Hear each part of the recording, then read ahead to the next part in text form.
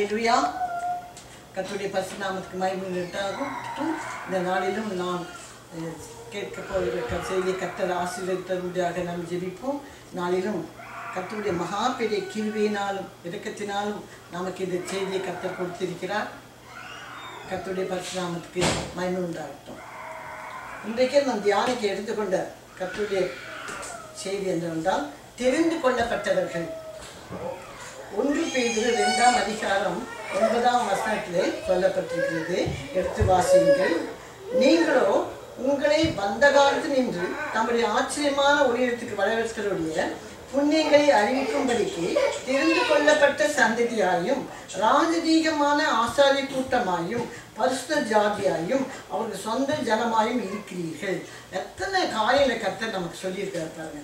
அவ்வளோ அதிசயம், என்ன அற்புதம். நம்ம ஒன்றுக்கும் உதவாதவராக இருந்த போதிலும் தேவன் நம்ம மேல் வைத்த அன்பினால நம்மை தெரிந்து கொண்டார். தெரிந்து கொள்ளப்பட்ட ஜனங்களாக நம்ம காணப்படுகிறோம். அப்படியாக நம்ம தெரிந்து கொண்டா, தாயின் கர்ப்பத்தில் இருக்கும்போதே நம்ம தெரிந்து கொண்டே என்று ஆண்டவர் சொல்கிறார் வசனத்துல. நீங்களோ கர்த்தரால் தெரிந்து கொள்ளப்பட்டவர்கள். நாம் எப்படிப்பட்டவர்கள்? கர்த்தரை அறிந்தவர்களாக இருக்க வேண்டும். கர்த்தருடைய கட்டளைக்கு கீழ்ப்படுவதாக காணப்பட வேண்டும். நம்ம தான் ஒரு காலத்தில் எப்படி இருந்தோம்னா, அந்த காலத்தில் இருந்தோம். கர்த்தரை அறியாதவர்களாக ஒரு நாளில் நாம் ஜீவித்துக் கொண்டிருந்தோம். அப்படிப்பட்ட நம்மை அவர் ஆச்சரியமான ஒளியத்துக்கு வரவழைத்தார் என்று சொல்லப்படுகிறது. அந்த காலம் என்பது சத்துருடைய பிடியில் இருந்தவர்கள். அதனால் அந்த காலத்திலே நாம் அந்த நாளிலே நாம் அப்படியான ஒரு நாள் ஜீவித்து வந்தவர்கள் என்று பார்க்கிறோம். ஆனால் அப்படி இருள் இருந்த நம்மை கர்த்தர் என்ன செஞ்சார்? அவருடைய ஒளியிடத்துக்கு நம்மை அழைத்தார். சத்துருடைய இருள் இருந்து நம்ம அவருடைய ஒளிக்கு நம்ம வரவழைத்தருடைய புண்ணியங்களை அறிவிக்கும்படிக்கு, நம்ம சும்மா நம்ம இங்க வந்துடல, நம்ம அவருடைய புண்ணியங்களை அறிவிக்கும்படிக்கு தெரிந்து கொள்ளப்பட்ட சந்ததி. அப்போ நம்ம சந்ததி என்று சொல்லும்போது நம்ம ஒரு மாத்திரம் கர்த்தர் அழைக்கல, நம்ம சந்ததியே கர்த்தர் அழைத்திருக்கிறார். எதற்கு அழைத்திருக்கிறார் என்று பார்க்கும்போது, ராஜரீகமான ஆசாரிய கூட்டமாயும் பரிசுத்த ஜாதியாயும் அவருக்கு சொந்த ஜனமாய் இருக்கும்படிக்கு நம்மை அழைத்திருக்கிறார். எத்தனை மகத்துவமான காரியம்! யாரால கொடுக்க முடியும்? ஒருவராலும் கொடுக்க முடியாது. என் தேவனால் மட்டுமே தான் கொடுக்க முடியும். நம்ம எத்தனை காரியங்கள் பாருங்க. ஆச்சரியமான ஒருத்தருக்கு வரவழைத்துடைய புண்ணியங்களை அறிவிக்கும்படி, நாம் அவருடைய காரியங்களை அறிவிக்கும்படி. யாருக்கு அறிவிக்க வேண்டும்? உலகத்துக்கே அறிவிக்க வேண்டும். ஒவ்வொரு மக்களும் கர்த்தரை அறிந்து கொள்ள வேண்டும். நாம் எப்படியாக அந்த ஒளியிடத்துக்கு வந்தோமோ அதே போல அந்த காலத்துல மூழ்கி இருக்கிறதா இந்த ஜனங்களை நம்ம ஆச்சரியமான ஒளியிடத்துக்கு கொண்டு வரப்பட்டவர்களாக காணப்பட வேண்டும். அதற்காக நம்ம அழைத்தார். ஒவ்வொரு அதை யோசித்து பார்க்கணும். நம்ம இந்த உலகத்துல நல்லா ஜீவிக்கணும், நல்லா சந்தோஷமா இருக்கணும்னு இல்லை. அதுவும் உங்களுக்கு கொடுப்பார். நீங்க என்ன செய்யணும்? நம்ம எல்லாம் என்ன செய்யணும்னா, கர்த்தர் நமக்கு கொடுத்த அந்த அழைப்பை மற்றவர்களுக்கு நாம் சொல்வர்களாக காணப்பட வேண்டும். அப்பொழுதுதான் ராஜரீகமான ஆசாரிய கூட்டமாக நாம் இருக்க முடியும். பரிசுத்த ஜாதியா இருக்க வேண்டும். பரிசுத்த ஜாதியா இருந்தால்தான் அவருக்கு சொந்த ஜனமாக இருக்க முடியும். அப்படிப்பட்ட ஒரு ஜனமாக நம்மை மாற்ற வேண்டும் என்பதுதான் நம்ம ஆண்டவராகிய இயேசுவின் நோக்கமா இருந்தது, தேவனுடைய நோக்கமா இருந்தது. ஆகவேதான் தேவன் இயேசு கிறிஸ்துவை நமக்கு உலகத்தை தந்தேறி இவ்வளவாய் அன்பு கூர்ந்தார். எவ்வளவாய் அன்பு கூர்ந்தார் என்று விளக்கு சொல்ல முடியாது.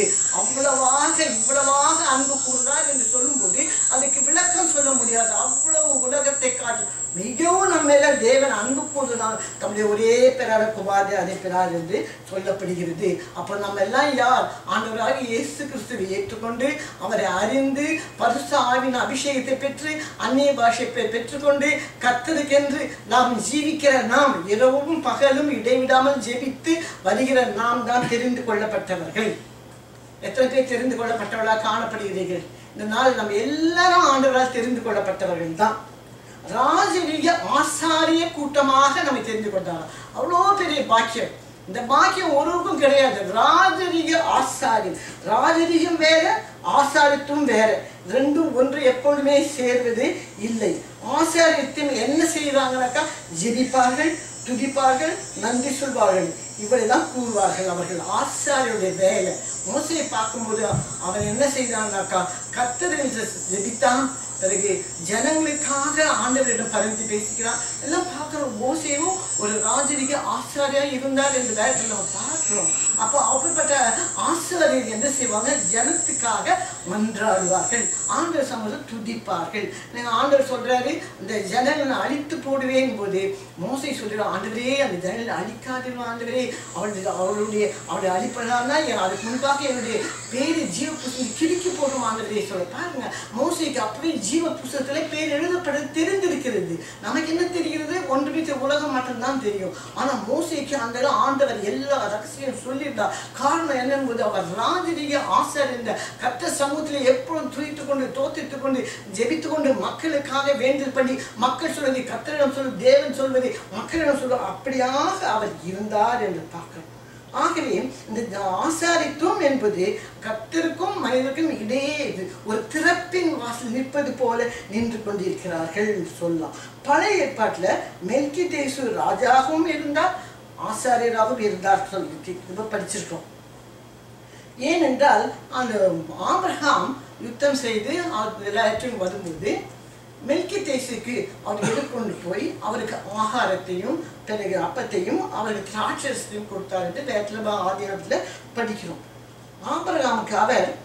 ஆபிரகாம் என்ன செய்தார்னா அவருக்கு தசம பாகத்தை கொடுத்தார் என்று சொல்லப்படுகிறது. முதலாக அப்பமும் திராட்சரசமும் கொடுக்கப்பட்டது ஆபிரகாமுக்கு தான். அது பார்க்கும்போது அது ஒரு ராப்போசன ஒரு பந்தியை போல காணப்பட்டது. அந்த பந்தியை வாங்கி கொண்ட அவருக்கு தசமபாகத்தை கொடுத்தார் என்று சொல்லி பார்க்கிறோம். அதுக்கு பேர் அது மெல்கிதேசேக்கு என்பவர் துவக்கமும் இல்லாதவர் முடிவும் இல்லாதவர் என்று சொல்லுவார். ஆதியும் இல்லை அந்தமும் இல்லாத ஒரு சாலேமின் ராஜா என்று சொல்லப்படுகிறது.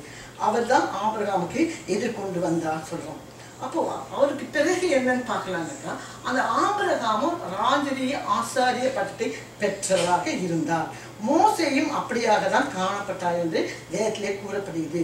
மோசேக்கு பிறகு மக்கள் தங்களுக்கு ராஜா வேண்டும் என்று கேட்டதால் தான் தங்களுக்கு ஒரு ராஜாவை அவர் சவுலை ராஜாவாக நியமித்து ஆண்டவர் கொடுத்தார். ஆசாரிய அபிஷேகம் பெற்றவர்கள் அநேகர் அதுக்கு பிறகு வந்து கொண்டேதான் இருந்தார்கள். ஆனா முக்கியமா ஏசாயாவும் வந்தார். ஏசாயா பிறக்கும்போதே ராஜ குடும்பத்துல பிறந்தார். ஆகவே அவர் ராஜகுலத்தில் பிறந்ததுனால அவர் ராஜரீக ஆசாரியராக அவர் காணப்பட்டார். கர்த்தருடைய பரிசுத்த நாமத்துக்கு மகிமை உண்டாகட்டும். மத்தேயு 23:22 பார்க்கும்போது பரிசேயர் சதுசேயர்லாம் வந்தாங்க. பின்பாடு ஒவ்வொருத்தராக மோசேக்கு அப்புறம் ராஜாக்கள் எல்லாம் போயிட்டாங்க.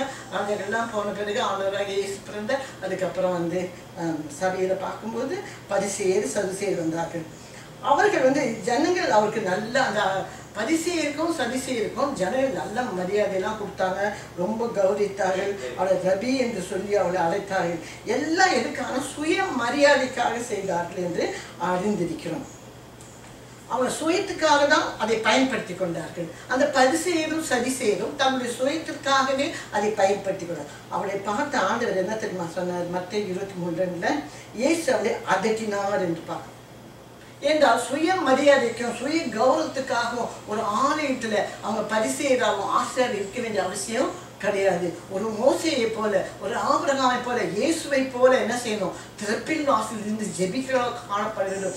நம்ம ஆண்டவராக இயேசு இந்த உலகத்தில் இருக்கும்போது அவர் ஜெபிக்கணும்ன்ற அவசியமே கிடையாது. அவர் எதுக்காக ஜெபித்தார்? காலையில் எழுந்து ஜெபித்தார், மத்தியானம் ஜெபித்தார், இரவில் ஜெபித்தார், மாலையில் ஜெபித்தார். என்ன பார்த்தாலும் ஆண்டவர் ஜெபித்துக் கொண்டிருக்கிறதே பாரு. அவர் தேவனுடைய குமாரன். அவர் உருவாகும் போதே பரிசுத்த ஆவியின் அபிஷேகத்தால் உருவானார் என்று பார்க்கிறோம். அதுக்கு பிறகு அவர் பரிசுத்த ஆவியை பெற்றவர் என்று தெரியும். 12 வயசுல அவர் கொண்டு வைத்து ஜெபாலயத்திலே போதரோடு உரையாடி கொண்டிருந்தார் என்று நம்ம பார்க்கிறோம்.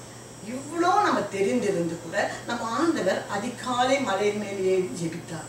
ஏன் பிதாவை நோக்கி கேட்க, ஆண்டவரே இந்த வல்லமை பற்றி இன்னும் வல்லமை பெற்றுக்கொள்ளே வேண்டும். நாம கொஞ்சம் வல்லமை பெற்றுக்கொண்டவர்கள் அப்படி இருக்கக்கூடாது. வல்லமை மேல் வல்லமை பெற்றுக்கொள்ள வேண்டும். அப்படி பெற்றுக்கொள்ளும் போது இந்த உலகத்தை நம்ம ஜெயிக்க முடியும். இந்த உலகத்துல அந்த கால சக்திகள் நம்மளை சூழ காத்திருக்கிறது.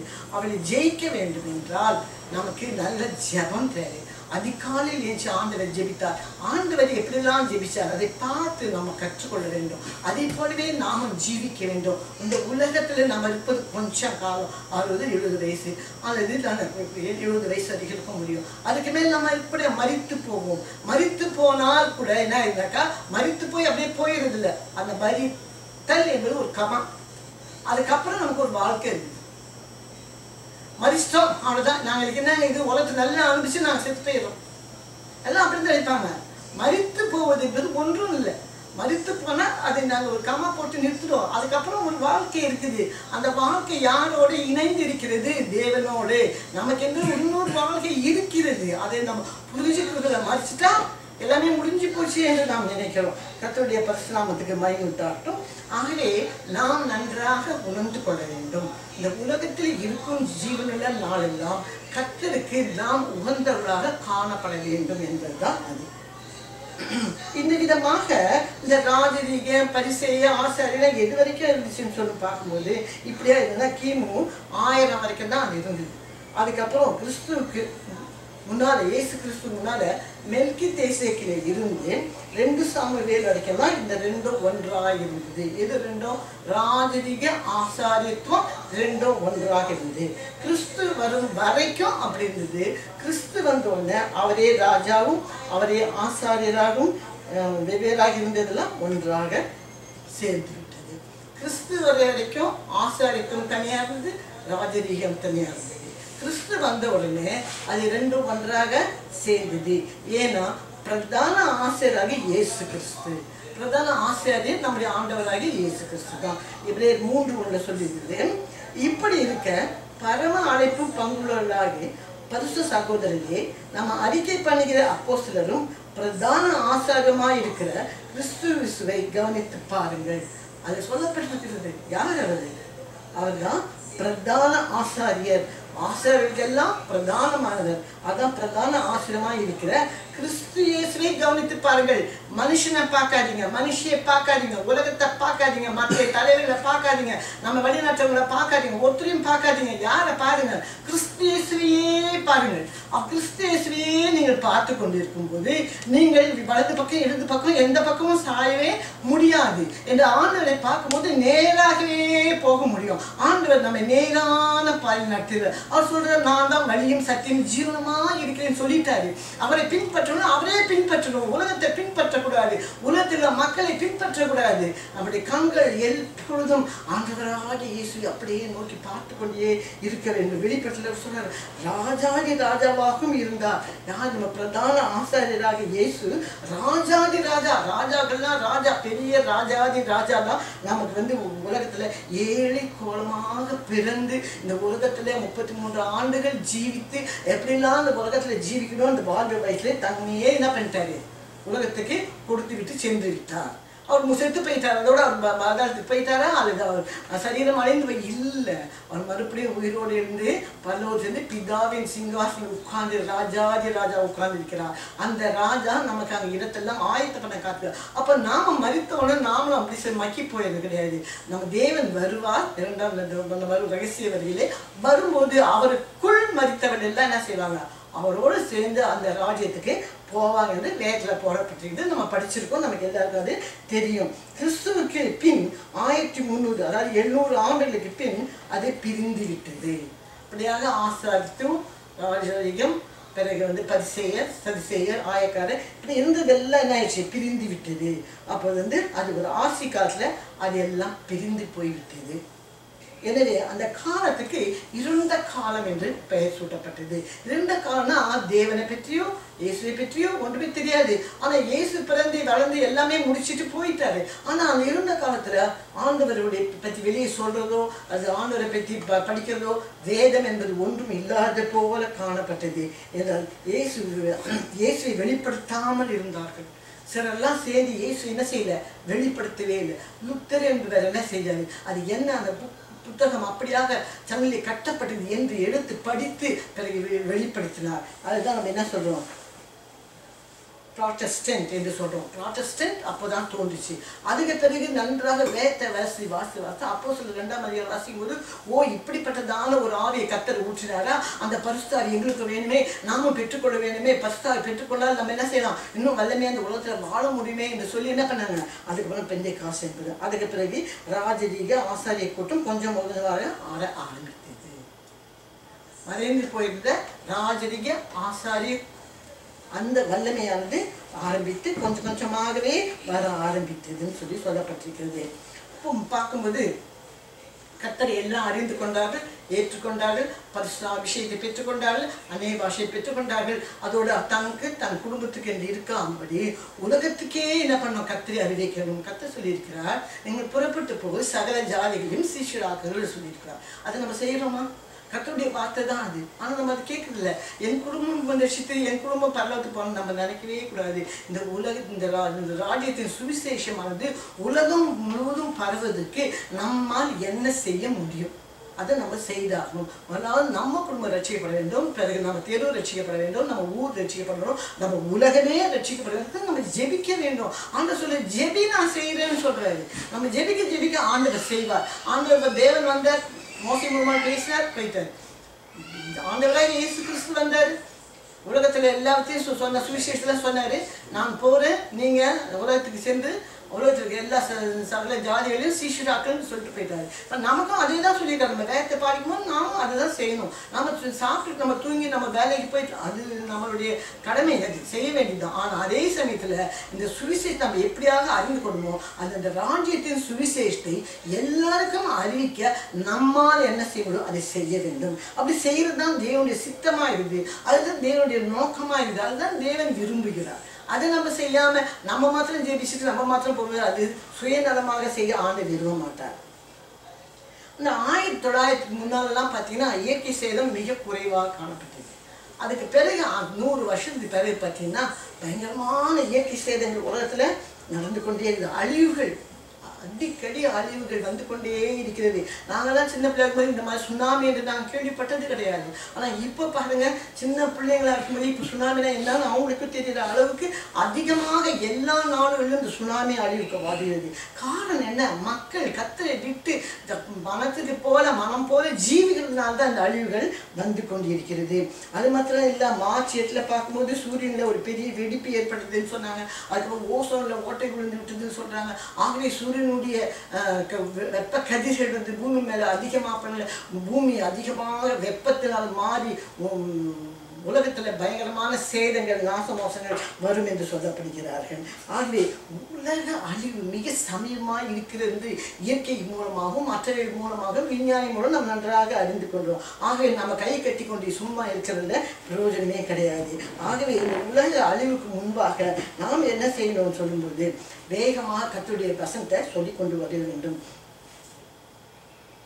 ஏசாயா 10ஆம் அதிகாரம் 27ஆம் வசனம் இப்படி சொல்லி, அந்நாளிலே உங்கள் தோளினின்று அவர் சுமையும் உன் கழுத்திலிருந்து அவர் முகமும் முறிந்து போம்.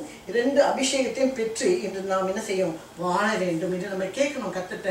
ஆனால் எனக்கு 2 அபிஷேகம் கொடுங்க. ஏன்னா முதலே சொல்லிட்டார் இல்லையா, அந்த 1 பேதுரு 2:9 சொல்லியிருக்கேன், நீங்கள் தான் உங்களுக்கு தான் ராஜரீக ஆசாரியர்கள் என்று ஆண்டவர் சொல்லிட்டார். இப்போ நம்ம என்ன செய்யணும், கேட்க வேண்டும். ஆண்டவரே எங்களுக்கு 2 அபிஷேகத்தையும் தர வேண்டும், அந்த அபிஷேகத்தை நாம் பெற்றுக்கொள்ள வேண்டும். 2ஐயும் நன்றாக ஜெபித்து பெற்றுக்கொள்ள வேண்டும். நம்ம என்ன கேட்காம ஆண்டவர் கொடுக்க மாட்டேன், கேளுங்கள் அப்பொழுது உங்களுக்கு கொடுக்கப்படும் சொல்றாரு. நம்ம கேட்கும்போது தான் கர்த்தர் நமக்கு கொடுப்பார். ஆகவே அதை பெற்றுக்கொள்ள வேண்டும்.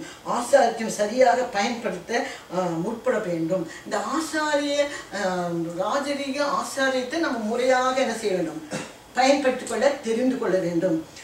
பெரிய பெரிய ஊழியர்கள் எல்லாம் விழுந்து போகிற காலமாக இப்பொழுது காணப்படுகிறது. நாமும் ராஜாக்களும் ஆசாரியர்கள் என்ற அபிஷேகத்தை மோசேயை போலும் மெல்கிதேசேயை போலும் பெற்றுக்கொள்ள வேண்டும். மோசே ஜனங்களுக்காக வேண்டுதல் செய்யும் போது ராஜரீக ஆசாரியனாக இருந்தான். இப்போ நாமும் ஜனங்களுடைய பாவத்துக்காகவும் அவர்களுக்கு ரட்சிக்கப்படணும்னு சொல்லிட்டு நாமும் ஆண்டவர்கிட்ட கேட்கும்போது நம்மையும் ஆண்டவர் ராஜரீக ஆசாரியராக மாற்றுவார். அடுத்தது நாம் தெரிந்து கொள்ளப்பட்ட ஜனமாக காணப்படுகிறோம். கர்த்தருடைய பரிசுத்த நாமத்துக்கு மகிமை உண்டாகட்டும். இந்த செய்தியை கேட்டுக்கொண்டிருக்கிறவங்க எல்லாருக்கும் இது ஒரு பிரயோஜனமாக இருக்கும் என்று நான் நினைக்கிறேன். கர்த்தருடைய பரிசுத்த நாமத்துக்கு மகிமை உண்டாகட்டும். நாம் ஜெபிப்போம். ஹல்லேலூயா. சோத்திரிக்கிறோம் சோத்திரிக்கிறோம் சோத்திரிக்கிறோம் சோத்திரிக்கிறோம் கர்த்தாவே.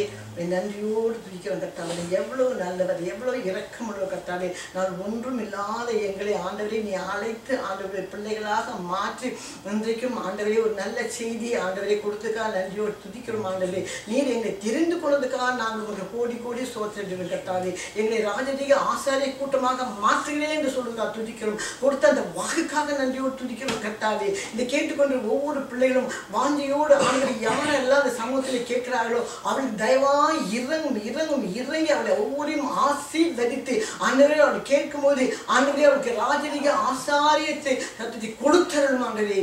கேளுங்கள் கொடுக்கப்படும் சொன்ன தேவன் ஆண்டவரே இப்பொழுது கேட்கிற இந்த ஒவ்வொரு பிள்ளைகள் மேலும் கிருபை செய்யும், இரக்கம் பாராட்டும் ஆண்டவரே. இப்போதும் ஆண்டவர் வல்லமை ஊற்றும் ஆண்டவரை கேட்கிற ஒவ்வொருவரையும் நிரப்பும் ஆண்டவரை பரிசுத்த வல்லமையால் நிரப்பி ஆசீர்வதியும் கர்த்தாவே.